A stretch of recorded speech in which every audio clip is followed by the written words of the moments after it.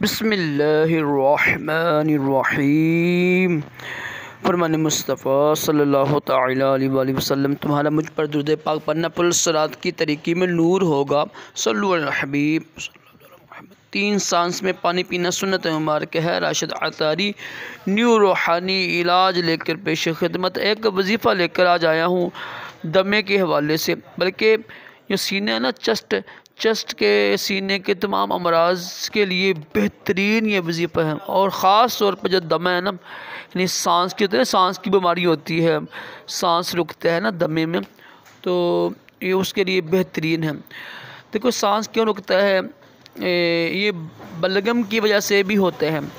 जब गले में बलगम बन जाती है ना, तो तब सांस रुकने की वजह बनती है और दमा का मसला बन जाता है।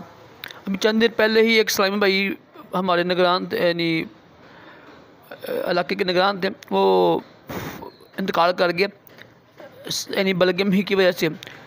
बलगम की वजह से पेट में दर्द हुआ मैदे में और सांस रुकी और इंतकाल कर गए। ये मौसम जो आ रहा है ना, मौसम सर्दी का मौसम आ रहा है ना, तो मौसम की चेंजिंग की वजह से भी ऐसा होता है। तो कोशिश करें शहद भी सुबह ना यानी चाटा करें 2-3 मरतबा, उससे भी अल्हम्दुलिल्लाह बेशुमार बीमारी दूर होती हैं। बल्कि इलाज भी करें और ये रूहानी इलाज भी कीजिएगा इंशाअल्लाह। इस रूहानी इलाज की बरकत से भी अल्लाह पाक के करम से, अल्लाह पाक के इनाम की बरकत से इंशाअल्लाह दमे और तमाम जो जिस्मानी जो सीने के अमराज है ना, दमे और सांस का रुकना, दर्द होना, तमाम ही सीने के अमराज के लिए बेहतरीन है। और ख़ास तौर पर ये दमे के लिए बेहतरीन है।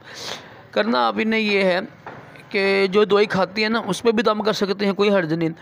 पानी पे दम कर सकते हैं, सीने पे फूंक मार सकते हैं।